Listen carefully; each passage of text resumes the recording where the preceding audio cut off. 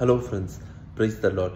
சங்கீதம் 9:20 பார்க்குறோம், ஜாதிகள் தங்களை மனுஷர்கள் என்று உணரும்படி அவர்களுக்கு பயம் உண்டாக்கும் கர்த்தாவேன்னு வசனம் போட்டிருக்கு.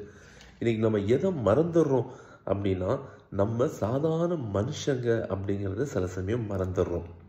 நம்ம மண்ணினால் உண்டாக்கப்பட்டு திரும்பி மண்ணுக்கு திரும்ப போகிற ஒரு சாதாரண மனுஷங்க நம்ம. ஏன்னா வசனம் போட்டிருக்கு, சங்கீதம் 8:5 போட்டிருக்கு, கர்த்தர் நம்முடைய தூதர்களோடு சிறியவர்களாக தான் உண்டாக்கினார். ஆனால் நம்ம கனத்தினாலும் மகிமையினாலும் மூடி இருக்காரு. ஆனால் தூதர்களை காட்டிலும் நாம் சிறியவர்களாக தான் கர்த்தர் நம்மளை வல்லமையில படைச்சிருக்கிறாரு.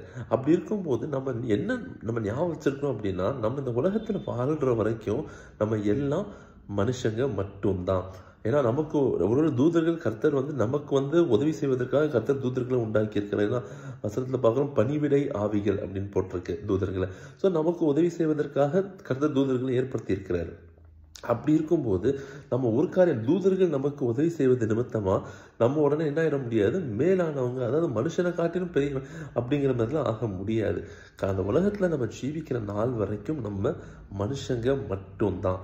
இது நம்ம ஆவிக்குரிய வாழ்க்கையில் நம்ம ரொம்ப ஜாக்கிரதையாக எச்சரிப்பாக இருக்க வேண்டிய ஒரு இடம். ஏன்னா ஆவிக்குரிய வாழ்க்கையில் சில சமயம் நிறைய ஆவிக்குரிய அனுபவங்கள் நமக்கு வரும்போது, கர்த்தர் நிறைய வெளிப்பாடுகள் கொடுக்கும்போது நமக்குள்ள என்ன வந்துடக்கூடாது அப்படின்னா, நான் மனுஷனை காட்டிலும் மேலானவன், நான் ரொம்ப பெரிய ஆள், இந்த எண்ணம் என்ன பண்ணிடக்கூடாது, நமக்குள்ள வந்துடக்கூடாது.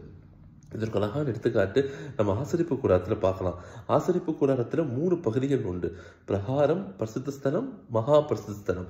இந்த பிரகாரத்தில் தான் என்ன பண்ணுவாங்கன்னா பலி செலுத்துவாங்க. மகா பரிசுத்த ஸ்தலம் உள்பதாக இருக்கிற அந்த ஆசரிப்பு, அந்த பெட்டி, அந்த உடன்படிக்கை பெட்டி இருக்கிற இடம் அது. ஸோ அப்படி இருக்கும்போது இந்த இடத்துல இப்போ நீங்கள் பார்த்தீங்க அப்படின்னா இந்த 3 பகுதியில் உள்ள எப்படி ஃபர்ஸ்ட் வரும்போது பிரகாரம், பரிசுத்த ஸ்தலம், மகா பரிசுத்த ஸ்தலம், இப்படி நீங்கள் கடந்து இந்த ஆர்டரில் தான் நீங்கள் போக முடியும். அப்படி இருக்கும்போது நிறைய பேர் இப்போ என்ன பண்ணுறாங்க நம்ம ஆவிக்குரிய வாழ்க்கையில் அப்படின்னா, ஒன்று பிரகாரத்துக்குள்ளேயே வரது கிடையாது. அதாவது பிரகாரத்துக்குள்ளேயே வராமல் என்ன பண்ணிடுறாங்கன்னா வெளியவே நின்றுடுறாங்க. அப்படின்னு பிரகாரத்தில் பலி செலுத்தணும். பிரகாரம் வரும்போது சும்மா வர முடியாது, கர்த்தர்ட்ட நம்ம ஜீவபலியாக நம்ம ஒப்பு கொடுக்கணும். அதனால் நிறைய பேர் என்ன பண்ணுறாங்க, பிரகாரத்துக்குள்ளேயே வரது கிடையாது, வெளியவே நின்றுக்கிறாங்க. இன்னொரு வாழ்க்கை இருக்குது. என்ன அப்படின்னா, பிரகாரம், பரிசுத்த ஸ்தலம், மகா பரிசுத்த ஸ்தலத்தெல்லாம் தாண்டிய மேலான அனுபவங்கள்லாம் சில பேர் என்ன பண்ணுவாங்க, பெற்றுக்கொள்வாங்க. அந்த அப்படி மேலான அனுபவங்கள் தான் மகா பரிசுத்த ஸ்தலம். கர்த்தர் நமக்காக வைத்திருக்கிற லிமிட் அதுதான். அந்த மகா பரிசுத்த ஸ்தலத்தை தாண்டி என்ன இருக்கு அப்படின்னா, பாளையம் அப்படின்னு ஒன்று இருக்குது. பாளையம்னா என்ன அப்படின்னா, இந்த வேஸ்ட் எல்லாம் போட்டு கொளுத்துற இடம். நீங்கள் லேவியராகமம் 4, 8, 9, 10 பார்க்குறோம். இது பிரகாரத்தில் என்னென்னலாம் பலி செலுத்தப்பட வேண்டும் அப்படிங்கிற லிஸ்ட் இருக்கும். அதாவது இதெல்லாம் பிரகாரத்தில் பலி செலுத்தலாம். இது போக லேவியராகமம் 4, 11, 12 பார்க்குறோம். இந்த வேஸ்ட், அதாவது பலி செலுத்துறது போக இருக்கிற வேஸ்ட் எல்லாம் பாளையத்துக்கு கொண்டு போய் என்ன பண்ணுவாங்க, வச்சு எரிப்பாங்க.